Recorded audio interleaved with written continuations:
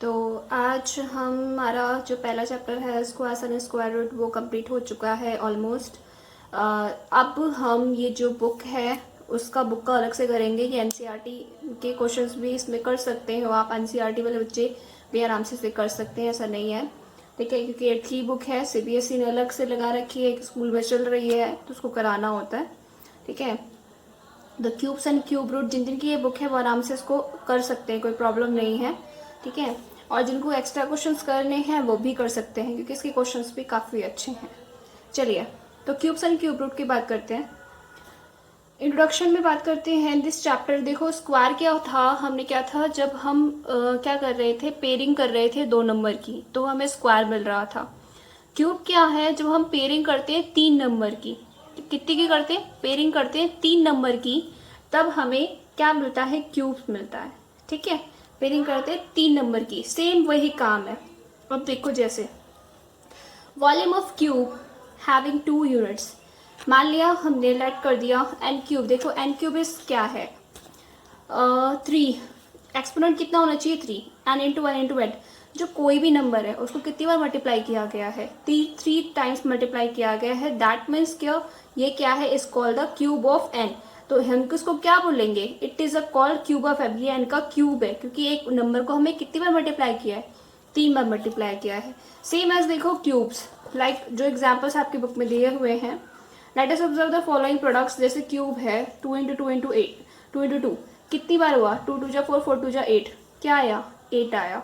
3 into 3 into 3 equal to 27, ठीक है। तो ये जो 8 है ये किसका क्यूब हो गया, 2 की पावर 3 का। 2 कितने टाइम्स हुआ, 2 1 2 3, 3 टाइम्स हुआ। ऐसे 3 कितने टाइम्स हुआ, 3 टाइम्स हुआ, 27 हो गया। Similarly a into q equal to a cube. देखो सिमिलर नंबर है, अपना ही नंबर कितनी बार मल्टीप्लाई हो रहा है, 3 टाइम्स मल्टीप्लाई हो रहा है अपने आप वाले नंबर से। देखो जो क्यूब्स है उसकी डेफिनेशन लिखी हुई है, the cube of a number is a product of a number. जो क्यूब होता है किसी नंबर का, ये प्रोडक्ट होता है नंबर का, मल्टीप्लाई बाय इटसेल्फ, जिसको हम मल्टीप्लाई करते हैं उसी के नंबर से 3 टाइम्स, कितने times, 3 times, and is read as the number raise to power 3। और हम इसको रीड करते हैं नंबर को, जैसे कि 2 रेज टू द पावर 3, जैसे 2 की पावर क्यूब है तो 2 raise to the power 3, 3 raise to the power 3, 4 raise to the power 3, इसको हम इस तरीके से रीड करते हैं। और क्या है, इसने बोला 3 टाइम्स मल्टीप्लाई होगा, कोई भी अपना नंबर 3 टाइम्स अगर मल्टीपल होता है तो उसी को हम क्या बोलते हैं, क्यूब बोलते हैं। क्लियर, बात समझ में आई। इसको इस तरीके से आपको करना है। नेक्स्ट देखो, observe the cubes of following numbers. Observe करना है क्यूब्स ऑफ फॉलोइंग नंबर। तो देखो यहाँ पे 4 का क्यूब है, 4 का क्यूब है तो इसको कितना, 4 का क्यूब लिखेंगे, 4 रेज़ टू द पावर 3 है तो इसको क्या लिखेंगे, 4 इंटू 4 इंटू 4, दैट मीन्स कितना हुआ, 64। 8 का क्यूब है तो 8 इंटू 8 इंटू 8 मल्टीप्लाई कर लेना, क्या आएगा, 512, ठीक है। 12 का क्यूब 12 इंटू 12 इंटू 12 कितना हुआ, 1728। 17 का क्यूब 17 17 17 49 13, यानी कि 49 13, ठीक है। Perfect cube, we see that 64 512 728 और 14 13 are cubes of some positive integers, such numbers are called a perfect cube. इन नंबर्स को हम क्या बोलेंगे, परफेक्ट क्यूब बोलेंगे, क्योंकि क्यों बोलेंगे, क्योंकि हम इसका स्क्वायर रूट भी इसका क्यूब रूट भी निकाल सकते हैं और इसका क्यूब भी निकाल सकते हैं, क्योंकि अपने आप से ही मल्टीप्लाई होके डेफिनेट नंबर लेके आया है। Clear, an integer and is perfect cube, एक इंटीजर है क्योंकि सारी क्या है, इंटीजर है। An integer and is a perfect cube, एक इंटीजर को एक परफेक्ट क्यूब कहेंगे इफ, यदि there is an integer m such that, यहाँ पे कोई इंटीजर m हो, सच दैट किस प्रकार से, n equal to m into m into m। कोई भी n ले लिया, इसको हमने n मान लिया, उसको किसके फॉर्म में रख दिया, m इंटू m, इसके फॉर्म में रख दिया, इसका क्यूब रूट निकाले, तो हम इसको क्या बोलेंगे, इसको बोलेंगे एक परफेक्ट क्यूब है, ठीक है। अब देखो इसे एग्जाम्पल से समझते हैं। Express the given number is the product of prime number. अब देखो, अब एग्जाम्पल नंबर जो 1 है, इस 216 इज अ परफेक्ट क्यूब। 216 जैसे हमने उसमें सीखा था क्यू स्क्वायर एंड स्क्वायर रूट में, same as number prime factorization method इसमें भी होता है सबसे पहले क्यूब निकालने के लिए, ठीक है। और इसमें भी जो लॉन्ग डिवीजन मेथड है इसमें भी होता है। चलिए मैं आपको बताती हूँ। 216 इज परफेक्ट क्यूब। पहले आप क्या करोगे, 216 का एलसीएम निकाल दिए। भाई आपकी बुक में एलसीएम निकला हुआ है, ठीक है। 22 मैं तो निकालूंगी नहीं, जब क्वेश्चन कराऊंगी तब मैं निकाल के बताऊंगी, ठीक है। इस तरीके से अब देखो, जब यहाँ पे इनके फैक्टर लिख दिए, ये सारे फैक्टर्स हैं, तो स्क्वायर में हम क्या करते थे, 2 की पेयरिंग बनाते थे। क्यूब में क्या करेंगे, 3 की पेयरिंग बनाएंगे, बस इतना फर्क है। क्यूब में क्या करेंगे, 3 की पेयरिंग बनाएंगे। तो ट्रिपल देखो, 3 के आगे अंडरलाइन कर ली, 2 के आगे अंडरलाइन कर ली, तो क्या है, ये किसका हो गया, 2 का क्यूब, ये किसका हो गया, 3 का क्यूब, ठीक है। इन दोनों में से एक एक नंबर लेना है, 2 में से एक नंबर, 3 में से एक नंबर, तो कितना होगा, prime factor of 216 can be grounded into triplets and no factor is left over. तो कोई भी फैक्टर नहीं बचा, तो 216 इज अ परफेक्ट क्यूब, क्योंकि इसका अदर कोई फैक्टर नहीं बचा। जैसे कि अगर मान लो ये तो पूरे पूरे मल्टीपल हो गए, इसके मान लो एक 5 और आ जाता, मतलब पेयरिंग बनाने के बाद एक 5 बच जाता, तो ये परफेक्ट क्यूब नहीं होता। लेकिन यहाँ पर हमारे पूरे परफेक्ट क्यूब बन गए, क्योंकि हमें पेयरिंग, जो पेयरिंग है 3 की पेयरिंग है, वो पूरी पूरी मिल गई, इसलिए ये क्या है, एक परफेक्ट क्यूब है। So it has no other factor left over, कोई भी अदर फैक्टर नहीं मिला है, इसलिए हमने इसको क्या बोला है, 216 is a perfect cube. Clear, same as 1323 is a perfect cube. देखो इसे परफेक्ट क्यूब देखो बता भी दिया इसने। अब 313 को हमने क्या किया, डिवाइड किया, मतलब प्राइम फैक्टराइजेशन मेथड से हमने इसको सॉल्व किया, ठीक है। सॉल्व करोगे तो उसके फैक्टर्स क्या निकले, 3 इंटू 3 इंटू 3, 7 इंटू 7। अब यहाँ पे देखो सिर्फ और सिर्फ किसका पेयरिंग बन रहा है, सिर्फ 3 का पेयरिंग बनना है, 7 का तो पेयरिंग है ही नहीं। 7 का एक नंबर अभी और होता, एक 7 और होता, तो हम कह सकते थे ये परफेक्ट क्यूब है, बट ये है नहीं इस समय, तो हम लिखेंगे while grouping the factor we are left with 7 into 7। हमने जब ग्रुपिंग की तो हमने क्या पाया कि 7 इंटू 7 अभी बच गया है। So therefore 1323 is not a perfect cube, ये एक परफेक्ट क्यूब नहीं है। तो आप इस तरीके से आराम से क्वेश्चंस को कर सकते हैं, कोई प्रॉब्लम नहीं है। देखो एग्जाम्पल नंबर 3, आपको रिकॉल करवा रही हूँ मैं, रिकॉल करवाएंगे आपको क्वेश्चंस कैसे सॉल्व करने, क्योंकि जब सॉल्व करोगे तो एग्जाम्पल से ही क्वेश्चंस आते हैं। What is the smallest number by which 3087 may be multiplied so that it is a perfect, it is the product is a perfect cube। देखो what is the smallest number, वो छोटा से छोटा number क्या होगा by which, जिसके द्वारा 3087 में भी मल्टीप्लाई, जिसको हम 3087 से मल्टीप्लाई करके इसे एक प्रोडक्ट मल्टीप्लाई करके एक परफेक्ट क्यूब बना दे। ये परफेक्ट क्यूब नहीं है, इसको परफेक्ट क्यूब बनाना है क्या करके, किसी एक छोटे नंबर से मल्टीप्लाई करके। क्लियर, देखो अब इसने क्या किया, सबसे पहले वही मेथड प्राइम फैक्टराइजेशन मेथड करोगे, ठीक है। प्राइम फैक्टराइजेशन मेथड किया हमने, प्राइम फैक्टराइजेशन मेथड में हमने क्या किया, फिर पेयरिंग बना ली, इसके फैक्टर्स निकल गए, 3080 को पेयरिंग बनाई, तो पेयरिंग देख रहे हो आप, 3 का पेयरिंग बन गया, सॉरी 7 का पेयरिंग बन गया, लेकिन 3 की पेयरिंग में अभी 1 की कमी है। किसकी कमी है, 1 की कमी है। तो क्या बचा हुआ है, कौन सा स्मॉलेस्ट नंबर बचा हुआ है, 3 बचा हुआ है ना, तो लिखेंगे यहाँ पे सो वी, इसको लिखो जरा मत लिखो, so if we multiply 3087 by 3, अगर हम इस पूरे को किससे मल्टीप्लाई करें, 3 से मल्टीप्लाई करें, the factor would be this, क्या, the factor would be perfect cube. तो फैक्टर क्या होगा, परफेक्ट क्यूब हो जाएगा। लाइक दिस हमने क्या किया, 3 से मल्टीप्लाई इधर कर दी, 7 से मल्टीप्लाई, 3 अपीयर्स 3 टाइम्स, तो 3087 must be multiply by 3 to make it perfect cube. तो उसने पूछा था what is the smallest number, तो 3 is the smallest number which we multiply so it is a perfect cube. Simply आपको यही line लिखनी है कि छोटा नंबर कौन है, 3 बच गया है, क्योंकि उसकी पेयरिंग नहीं थी, इसलिए हमने क्या किया, 3 की पेयरिंग बना दी, 3 से मल्टीप्लाई कर दी, तब वो क्या हो जाएगा, एक परफेक्ट क्यूब हो जाएगा। सिर्फ उसने इतना ही क्वेश्चन पूछा था, ठीक है। नेक्स्ट देखो, what is the smallest number by which 3087 must be divided so that the question is a perfect cube। ये परफेक्ट क्यूब बनना चाहिए। अभी हम क्या कर रहे हैं, डिवाइड कर रहे हैं, अभी हमने क्या किया, मल्टीप्लाई किया, ठीक है। अभी हम डिवाइड कर रहे हैं, तो इस देखो इस टाइप के क्वेश्चंस को कैसे करते हैं। ये सेम टाइप की क्वेश्चन आपके स्क्वायर्स एंड स्क्वायर रूट में भी है। जब भी आपका क्वेश्चन आए ना पेपर में, तो देख लेना वो क्यूब पूछ रहा है या स्क्वायर पूछ रहा है, क्योंकि क्यूब है स्क्वायर में पता लगा, वहाँ पे क्यूब पूछा था तो मैं स्क्वायर निकाल के आ गए, ठीक है, और वहाँ पे स्क्वायर पूछा था तो तुम क्यूब निकाल के आ गए।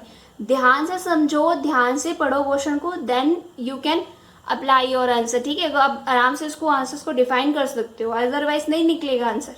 क्लियर, नेक्स्ट देखो 30, फिर दोबारा हमने प्राइम फैक्टराइजेशन किया, तो हमारी पेयरिंग तो वही बनेगी क्योंकि वही नंबर है। अब 3 इंटू 3 क्या बचा है लास्ट में, 3 इंटू, मल्टीप्लाई करने को नहीं बोला उसने, डिवाइड करने को बोला। तो डिवाइड करने में क्या होता है, जो एक्स्ट्रा नंबर होते हैं ना, जो एक्स्ट्रा मल्टीपल होता है फैक्टर का, उसी से हम डिवाइड कर देते हैं। तो एक्स्ट्रा मल्टीपल कौन रह गया, 3 इंटू 3 क्या रह गया, 9। तो हम क्या करेंगे, 9 से क्या करेंगे, इसे डिवाइड करेंगे। So we divide by 9 to make it a perfect cube. किससे डिवाइड करेंगे, जो एक्स्ट्रा, एक बार दोबारा सुन लो, जो एक्स्ट्रा रह गया है, क्योंकि हमें क्या करना है, डिवाइड रैक करना है। तो पेयरिंग बनाने के बाद जो एक्स्ट्रा मल्टीपल रह जाता है, जो एक्स्ट्रा फैक्टर रह जाता है, उनको मल्टीप्लाई करके, क्योंकि 3 दो बार रह गया, अगर ओनली 3 होता तो हम 3 से डिवाइड कर देते। यहाँ पे 3 इंटू 3 है तो क्या करेंगे, इसके मल्टीपल से इस पूरी को डिवाइड कर देंगे एक परफेक्ट क्यूब बनाने में। So multiply by, so we divided by 3087 by 9। The question then would be is a perfect cube. तब क्वेश्चन क्या हो जाएगा, एक परफेक्ट क्यूब हो जाएगा। क्लियर, आई होप यहाँ तक में कोई प्रॉब्लम नहीं होगी। 1 2 3 4 क्वेश्चन हो गए आपके, और ऐसे ही सेम क्वेश्चन आपके एक्सरसाइज में होंगे, कोई अदर प्रॉब्लम नहीं होगी। अगर आपने इसको अच्छे से किया है तो उसको भी अच्छे से करोगे। कभी भी प्रॉब्लम हो ना तो अपने वो इसमें एग्जाम्पल में आ जाना। देखो कुछ प्रॉपर्टीज पढ़ते हैं, जैसे हमने स्क्वायर में प्रॉपर्टी पढ़ी थी, वैसे हम क्यूब में प्रॉपर्टी पढ़ते हैं। नेक्स्ट देखो, properties of cubes of a number. Let us now keep in mind cubes of some number, that is 2 का क्यूब 8, 3 का क्यूब 27, 4 का क्यूब 64, 5 का 125, 6 का 1216। देखो ऐसे क्यूब ना आपको कहाँ तक याद करने हैं, 20 तक याद कर लेना। 20 तक याद कर लो ना, कोई प्रॉब्लम नहीं होगी। तो अपने आप आराम से लिख सकते हो मल्टीप्लाई करके, और 3-4 बार रिकॉल करोगे ना तो अपने आप ही ईजी हो जाएगा याद करना, जैसे आपने स्क्वायर्स के करे थे। नाउ लेट्स देखो properties. The cube and even number is always even, whereas the cube of an odd number is always odd. मैंने क्या कहा, जो क्यूब है एक इवन नंबर का इज ऑलवेज इवन, वो हमेशा इवन नंबर होता है। whereas the cube of an odd number is always n। देखो इवन नंबर का क्यूब है ना, 2 की पावर क्यूब, इसका जो नंबर आया है क्यूब करके वो क्या आया, 8। तो जो इवन नंबर का हम क्यूब करते हैं वो भी क्या आएगा, इवन नंबर। 3 क्या है, ऑड नंबर, 3 का हमने क्यूब किया तो क्या आया, 27। 27 भी क्या है, एक ऑड नंबर है। तो ये पहला परफेक्ट हो गया। नेक्स्ट देखो, the cube of any multiple of 2 is divisible by 8। अगर क्यूब होता है एनी मल्टीपल 2 का अगर मल्टीपल है वो डिविजिबल होगा किससे, 8 से।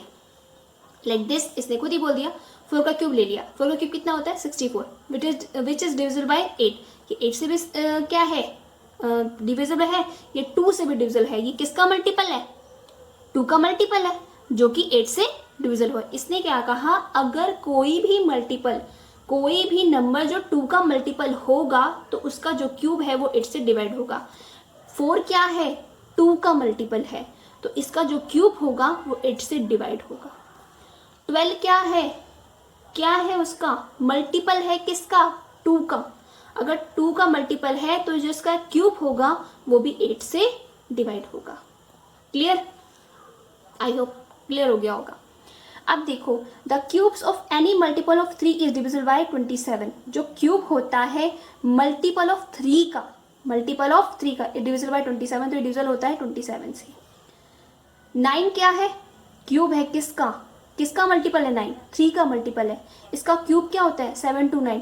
ये किससे डिवाइड होगा, 27 से। उसने कहा ना जो क्यूब होगा, जो मल्टीपल होगा 3 का, वो डिविजिबल होगा 27 से। 12 क्या है, किसका क्यूब है, किसका मल्टीपल है, 3 का मल्टीपल है, तो इसका जो क्यूब लेंगे वो भी डिविजिबल किससे होगा, 27 से। ठीक है, आई होप यहाँ तक में कोई प्रॉब्लम नहीं हुई होगी और अच्छे से आपको क्लियर हो गया होगा। ठीक है, नेक्स्ट देख लो, the cube of negative number is always negative. जो क्यूब होता है नेगेटिव नंबर का वो हमेशा नेगेटिव। -2 का क्यूब ले लो तो माइनस में रहेगा, क्योंकि 3 टाइम्स आ गया ना, मैंने बताया था जो 3 टाइम्स आ गया तो 1 2 3 2 टाइम्स में प्लस हो जाता है, एक और ले लेंगे तो क्या हो जाएगा, माइनस होगा।